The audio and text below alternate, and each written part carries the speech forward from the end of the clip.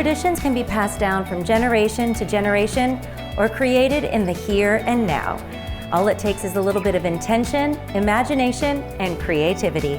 I'm Kimberly Whitman, and my passions are family, entertaining, and creating memories that last a lifetime.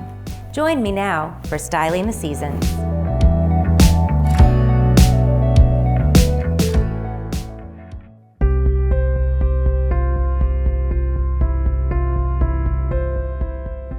Welcome.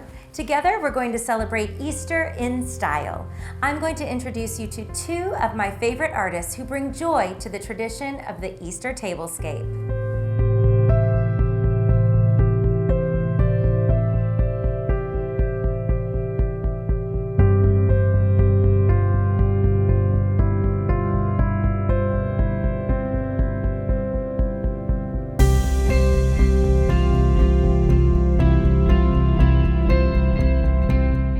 We're about to connect with the amazingly talented sugar artist, Dawn of Sugarscape Eggs.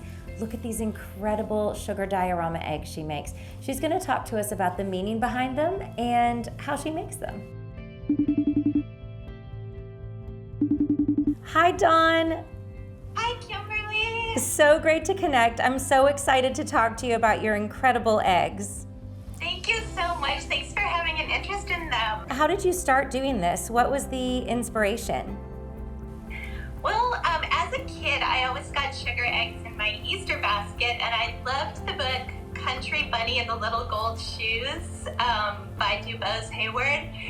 In that book, there's a bunny who delivers panoramic sugar eggs, and they're kind of like the star of this book. As an adult, I became a pastry chef and I worked in wedding cakes for many years. I began to use the same skills I had learned in wedding cakes to apply to making sugar eggs. I think you remember that one year I asked you if you could make us some blank or empty eggs. Do you remember that? Millie and I attempted to do them on our own, and what we really learned from that experience was to appreciate what you do. I love making them. I feel really lucky to have a business where I get to spend my life making these special eggs. You're bringing smiles to a lot of people with your great work. Thank you so much, Dawn.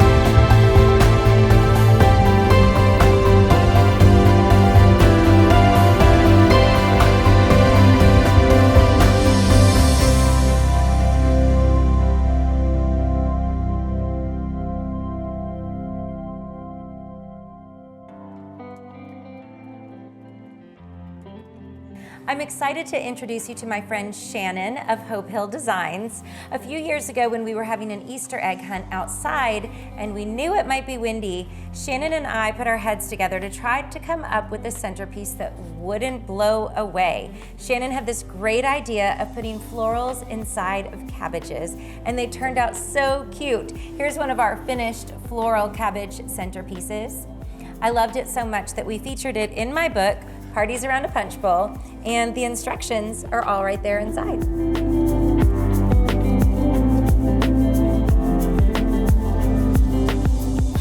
Okay, so step one is that we need a flat surface on the bottom. And sometimes they're just made that way. Other times you can get a knife and you can just cut. Oh, just to give it the angle that you want it to have. And then you can just peel back the leaves. So then you're just gonna decide where you want the flowers to come from. Right, and like look at the other ones you're using for the table and just see what direction will work best. So I'm just cutting in a square into the cabbage. And then we'll peel this off. Oh, I see.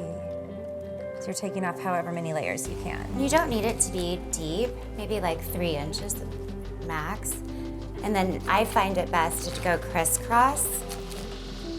Putting an X inside. An X, yeah. You're just breaking it up with the spoon and scooping it out. Okay, so we're gonna use Oasis to hold the flowers on the inside. Yes, you don't have to add direct water to it. You can just add the Oasis. Sorry, the flowers will be able to drink and stay hydrated. This is so clever, so you're just shoving it in there so it will stay. Okay, so we're ready to put the flowers in now. Any tips for arranging flowers in these? So I like a little height in the center, and then I also like it just some movement down below. So that's why I use the mint down here, and it's a great filler. You don't want to see the Oasis, so make sure you just are covering that as you go along. Oh, I like her. I think she's happy and ready to go onto the table. Exactly.